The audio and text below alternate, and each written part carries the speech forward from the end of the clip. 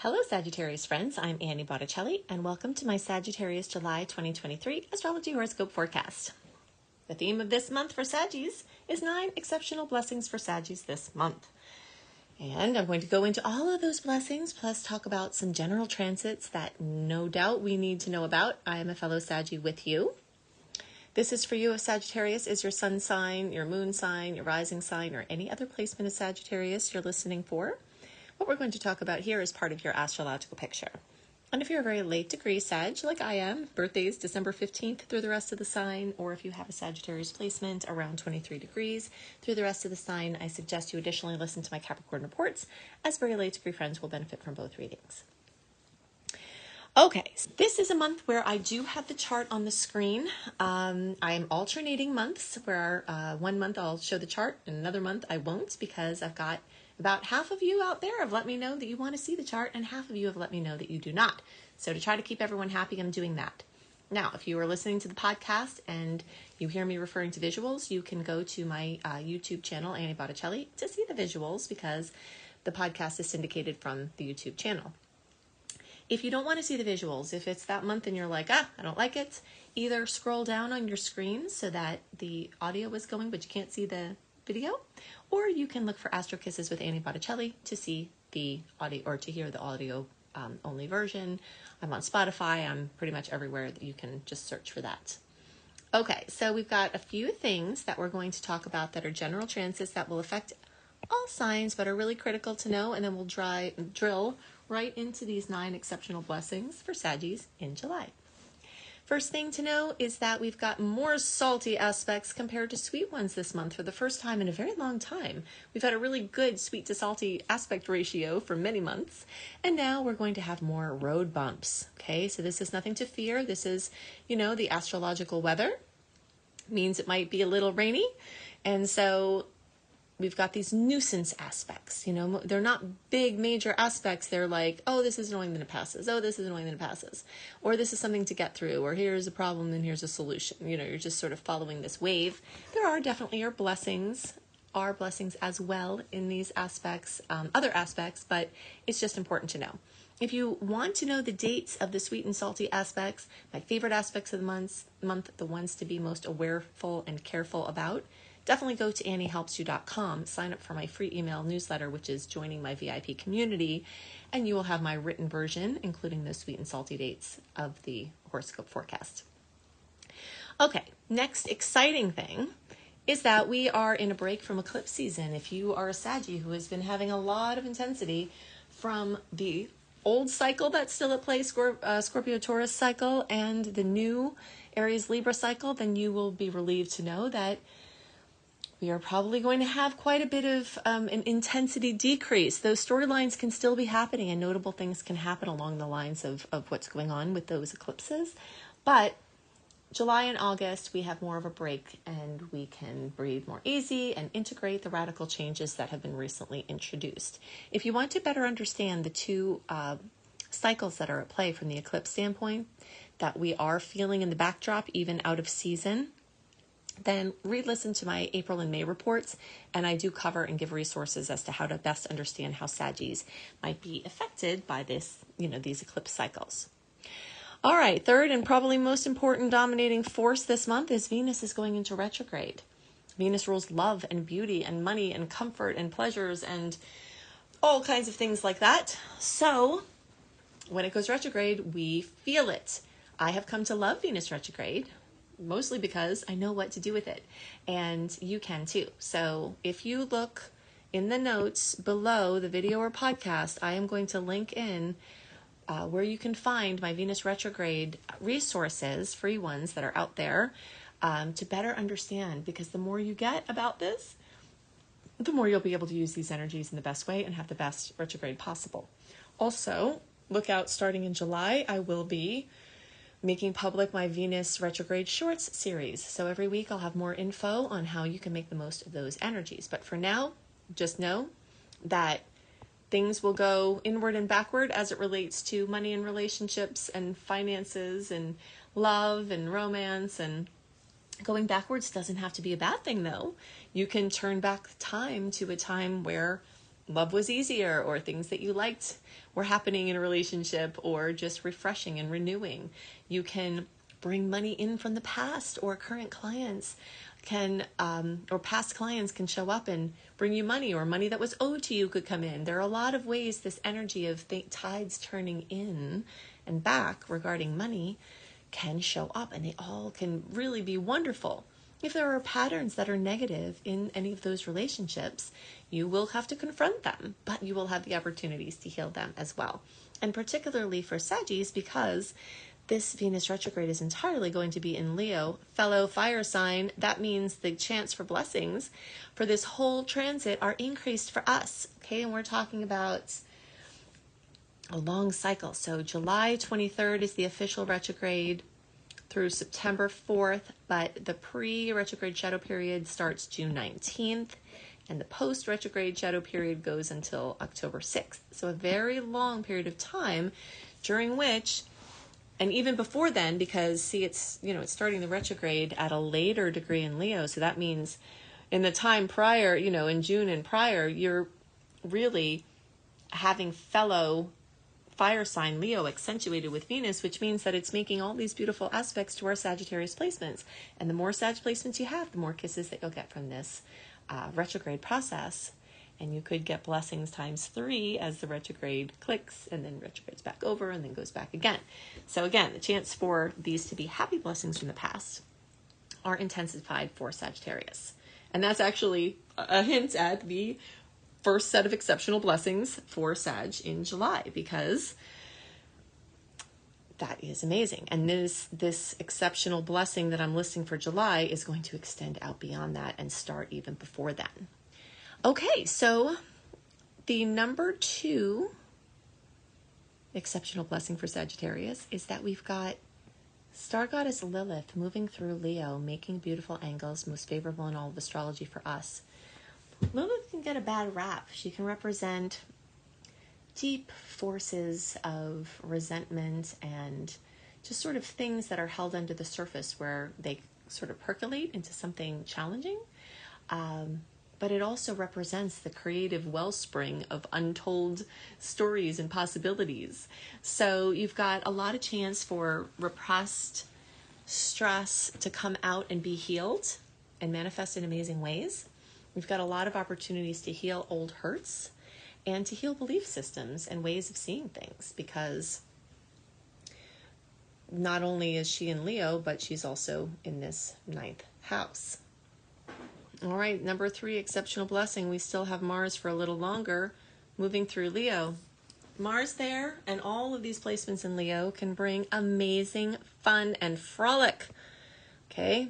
This is the energy of your bucket list of the things you've always wanted to do. This is your creative expression. This is your fun. This is your joy. This is, anything that has to do with stuff that you've always wanted to do and ways of expressing yourself that are new and exciting.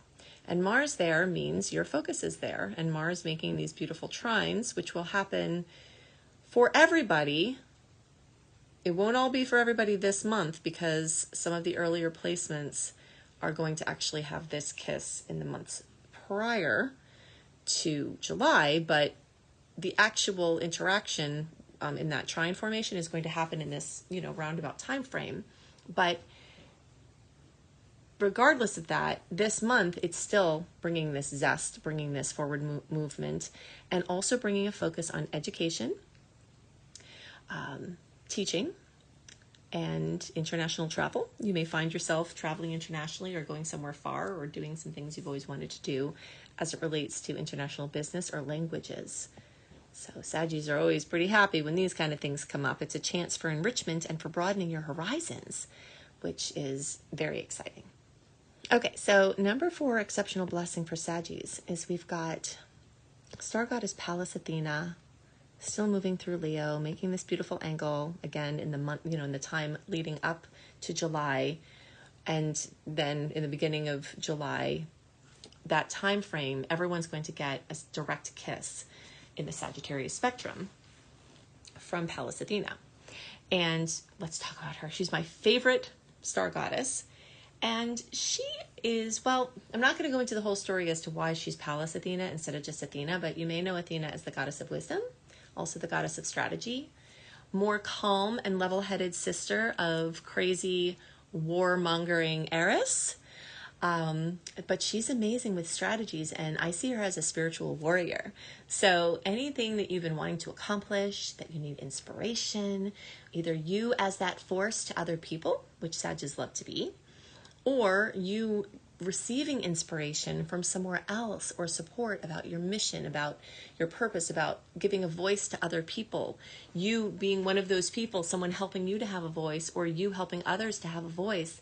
This energy is very much about that, and it's about expanding that goodness out beyond your borders of where you live and, out far and wide. Okay, so the fifth exceptional blessing this month has to do with all of this energy in Cancer. So we've got star goddess Juno, we've got the sun, we've got Mercury. So star goddess Juno has to do with relationships. The sun is where you shine and brings warmth and vibrance. Mercury is news, information, communication, transportation, mobility.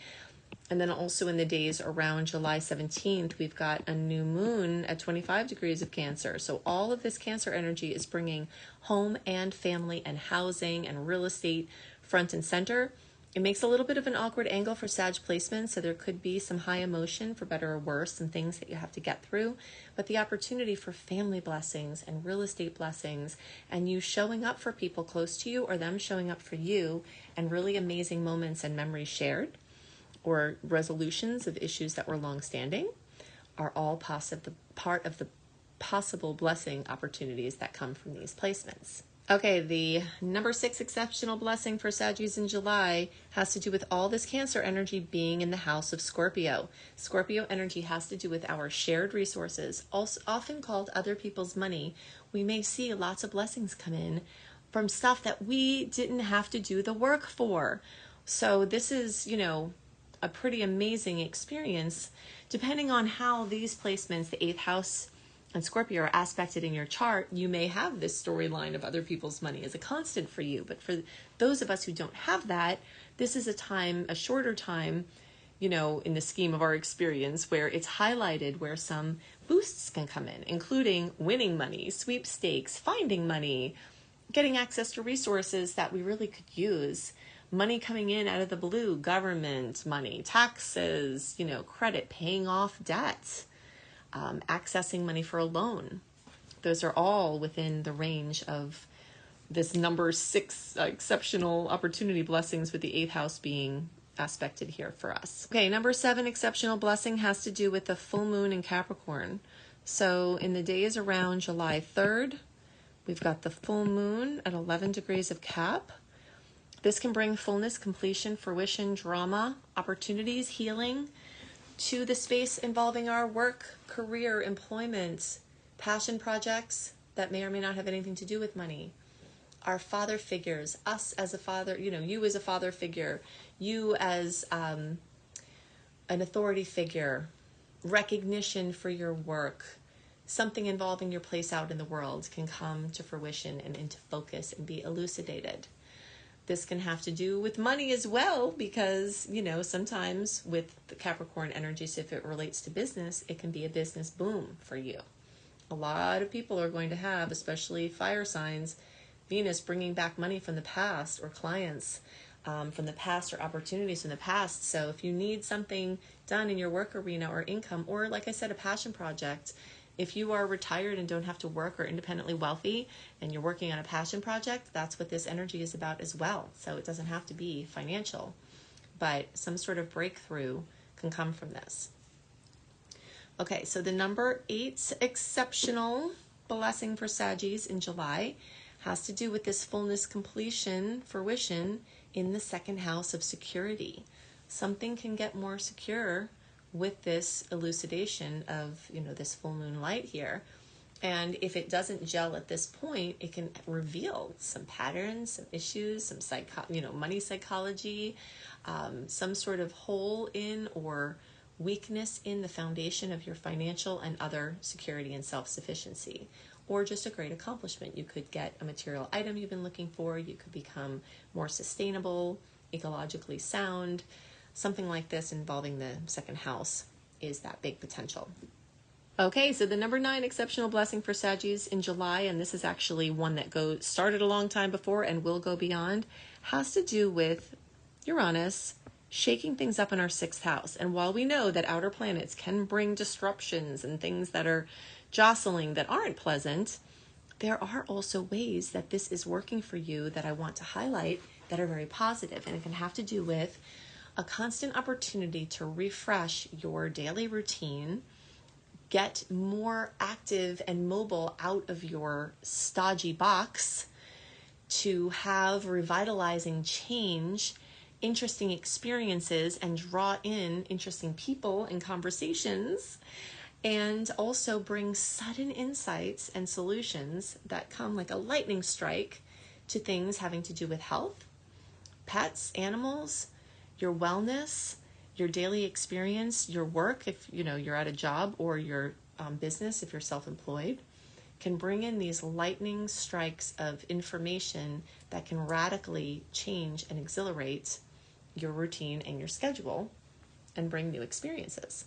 Okay, for more from me, go to AnnieHelpsYou.com. That's the interface for all the free goodies I make for you each month, including my written horoscopes, my 28-day virtual coaching program called Shine that you get for free when you join my free VIP community. If you want to learn astrology as your profession and earn money as an astrologer, that's one of my areas of expertise. Go to lumelife.com, Lume, life.com. If you want to do astrology just for yourself and deepen your study as a gift to yourself, and maybe you want to do something professionally, but you rather just focus on your education now, my course is also perfect for that. If you want to help yourself and your family and friends, you can see my Becoming a Professional Astrologer Mastery Course at lumelife.com. Also, I have some free courses there, including Unleash Your Money Magnets and some wellness courses. If you love my content and you want even more, join my secret star portal at AnnieBAstrology.com. Annie, the letter B, astrology.com. I have new content every month and a nice archive of content that you have access to when you join, including tips for how to make hard astrological transits easier, my in-depth Saturn and Pisces report, deep dives into the sun through each sign and how we can make the most of those energies, my deep Jupiter, in Aries, depending on when you're listening to this, and then moving into Taurus, Jupiter and Taurus, what that looks like for each sign, what will be lit up for you over the next year of Jupiter and Taurus, and so much more. So you can see that at Annie, the letter B, astrology.com. And definitely look at the notes underneath the video or podcast to find those Venus retrograde links. You can search for Annie Botticelli Venus retrograde also, but I'll put some direct links in the notes underneath here. I hope you have a wonderful month, and I'll see you next month. Bye.